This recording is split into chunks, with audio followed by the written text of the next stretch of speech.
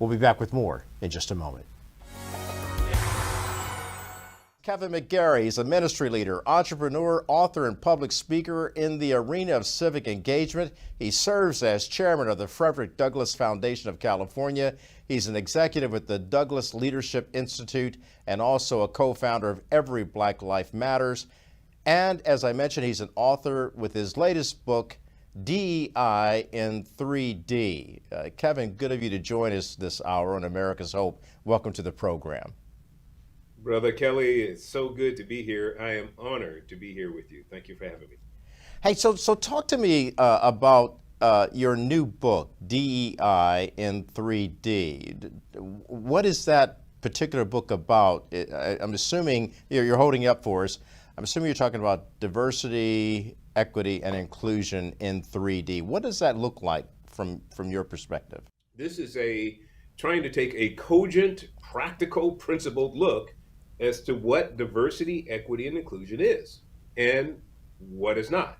So this is, I use 3D because, as you know, 3D goggles or 3D vision gives you an in-depth look at whatever it is you want to investigate.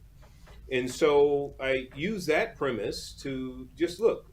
We just want to figure out what diversity, equity, and inclusion, DEI, what it fundamentally is, from its foundations to its inner workings to its, its edifice, its ceiling, what kind of a thing this is, and whether indeed our business needs it, or whether we could adapt it, use parts of it, or whatever it is.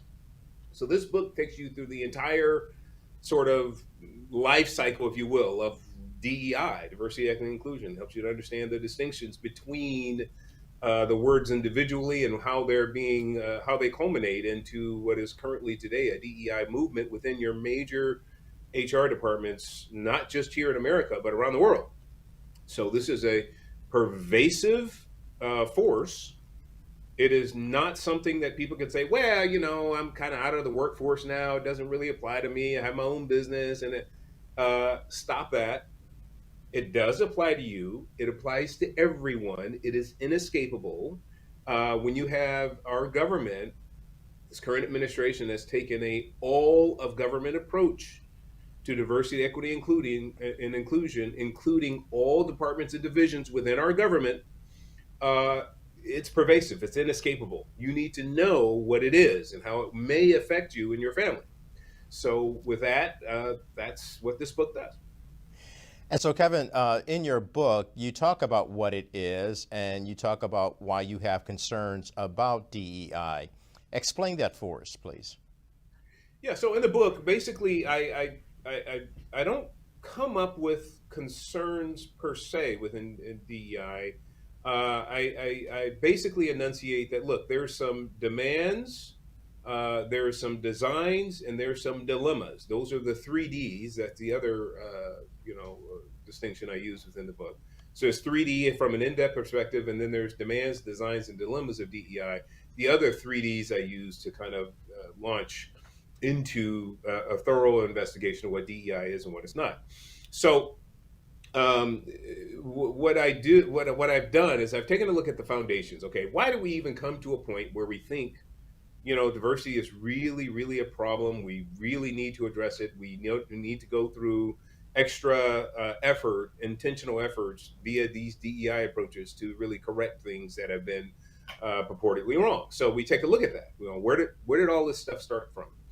And the readers will know very quickly the foundations and the cornerstone of DEI are actually those that have been put up by people who they currently herald and adore historically, and that would be people like Charles Robert Darwin.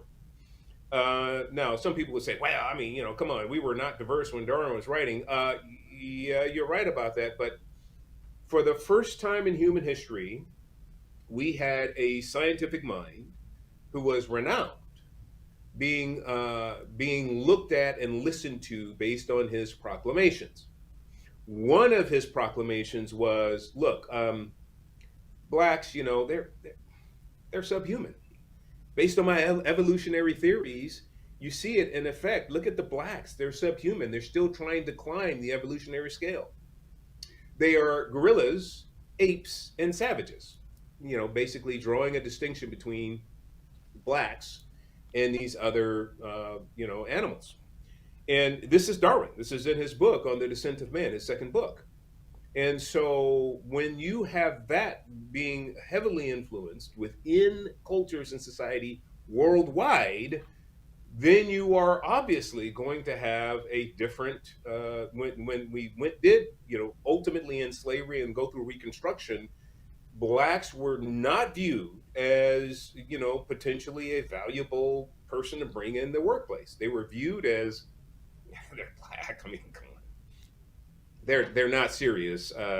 They're still trying to climb the scale. I mean, these we and so we were neglected, ignored, we were maligned and abused within the workplace when we actually did have the opportunity to participate there. So that's the sordid history of how we got here. I mean, So, this so is Kevin, let me yeah, unpack that a little bit. You're talking yeah, about Charles Darwin, of course. His theories are widely known, albeit they were very they cast a lot of aspersions, as you talked about, on Black Americans and Black people in general.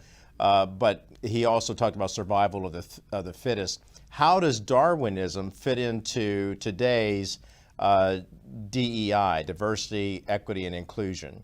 And if so, why should it be an alarm bell to all Americans, regardless of their color of skin or their ethnicity?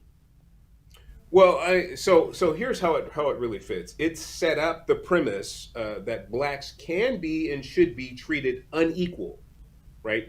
Because they're not equal. They evolved last, and so therefore they're not equal to us supremes, whites, in Charles Darwin's vernacular and in Karl Marx's vernacular, who was Darwin's mentor, by the way. So the I connection mean, is now okay. So now we're seeing the connection here: Darwin and Karl Marx, and together both of these philosophers, for lack of a better word, or yeah. pseudoscientists, for lack of a better word, who thought they could massage a better society.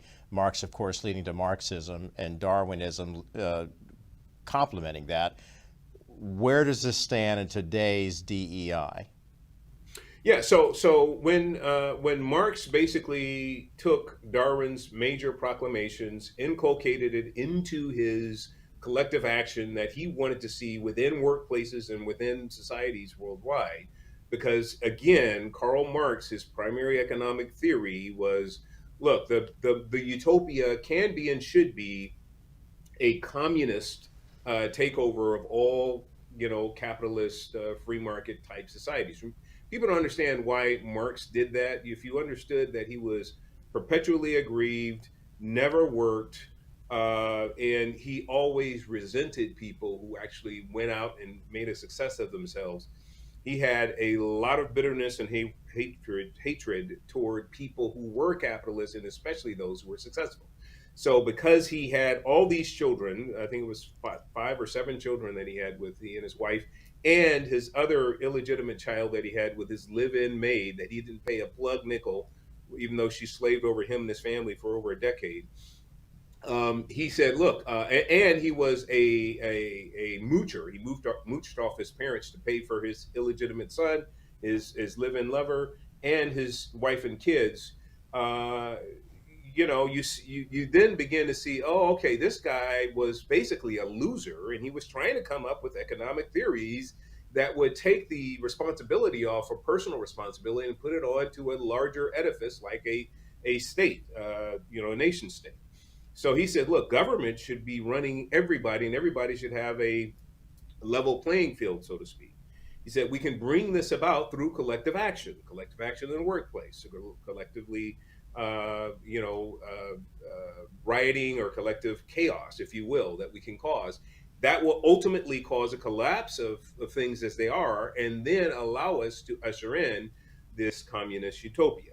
So when So you consider that, and you consider what's happening within DEI today, you consider the fact that most of the aggressiveness about DEI being fully enshrined in most of our organizations today is all collective thought, right? And they're saying, look, we have to do this because, clearly blacks are still not represented at the highest levels within our organizations like they should be. We need to just place them in these, areas of responsibility, whether or not they're competent, doesn't matter. They need to be placed in these roles and positions within corporate America or within these organizational entities to be represented. So that's where it kind of comes in. And there's a lot more to it. That's a lot I'm trying to pack in just a little bit of time to kind of whet your appetite for what you need to understand about history.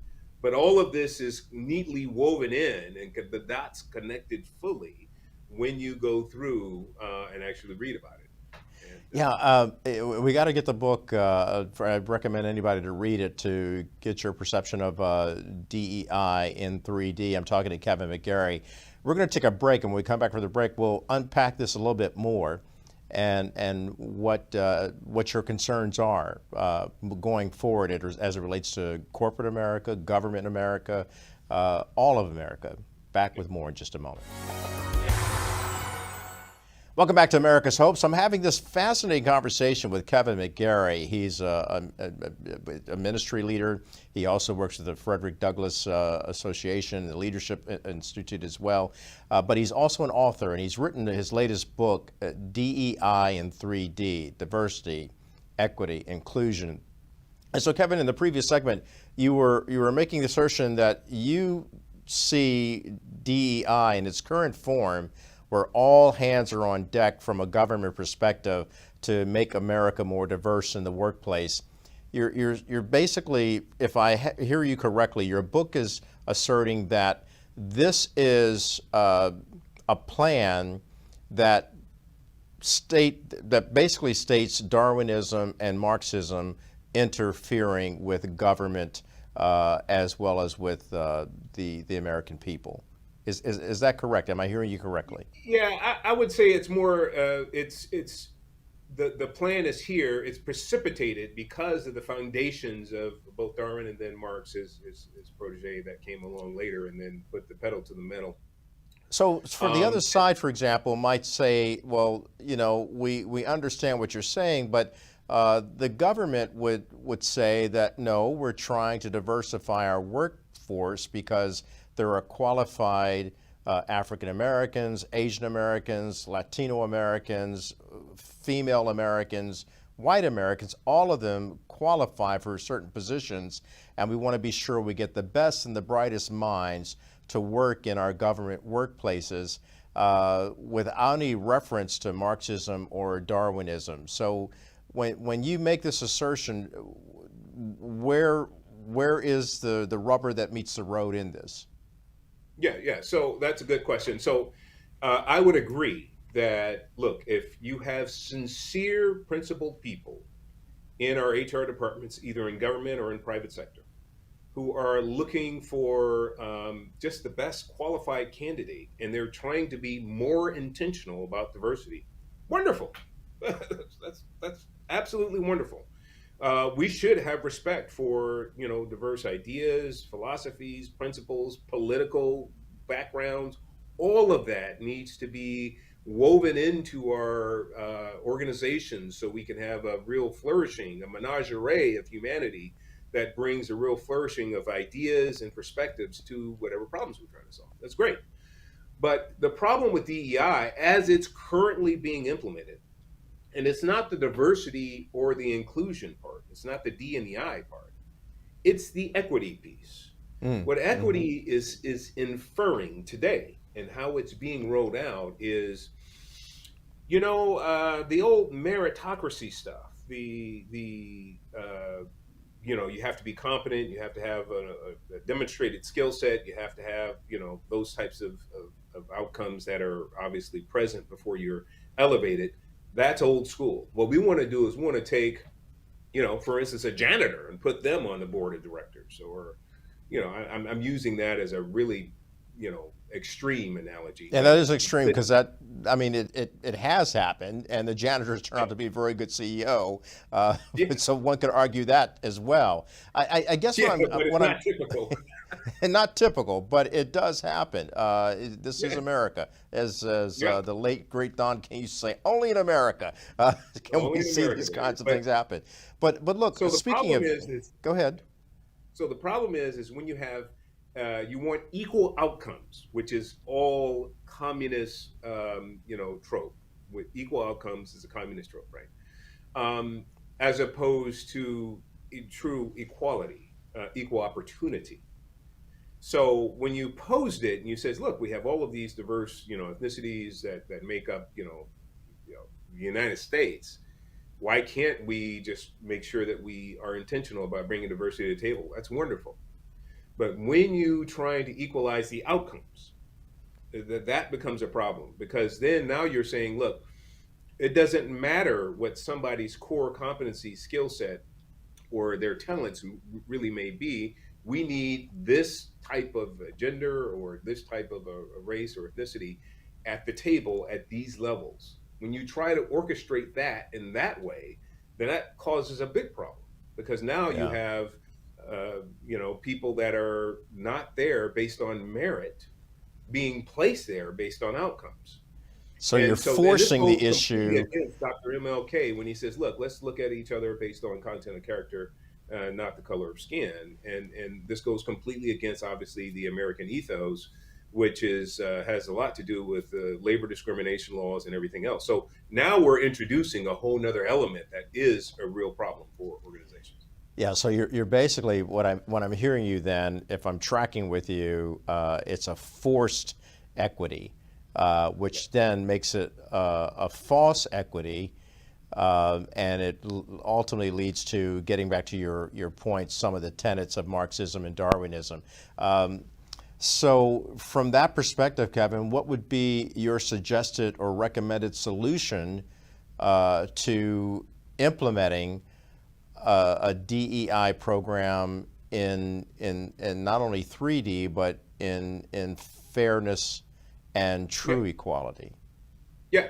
So what? There's a couple things. So there's some dilemmas that are presented with DEI. Okay, and that I expose in the book.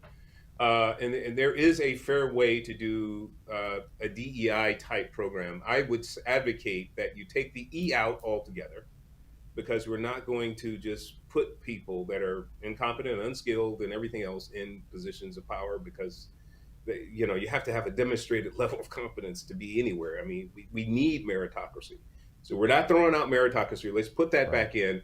And what we want to do is emphasize DOI, diversity, opportunity, maximum opportunity, intentional opportunity for everyone, and inclusion. So what I mean by that is this does away with the old boy network. Okay, this Gotcha. does away with, hey, let's my golf buddy I'm going to play golf with or I'm going to have some drinks with, and I'm telling him, look, my son's graduating next June. I need you to go ahead and get him a place, and the guy said, oh, no problem, Kevin. He's in. By the way, I know you're ahead of this organization too. So when my daughter graduates in 2 years, we're good.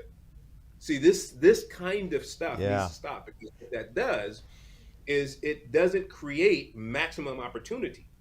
It creates, it really inculcates an old boys network that really does then enshrine people of the same mindset, the same idea, the same networks within our organization. So our organizations turn out to be big old networks of people that are all inclined to congregate in the same arena. So we really need to do away with that. If we're sincere, we stop that. All right. We make sure that when we have a job opportunity, it's okay if we have friends and family and all that, and they want to come in. Great.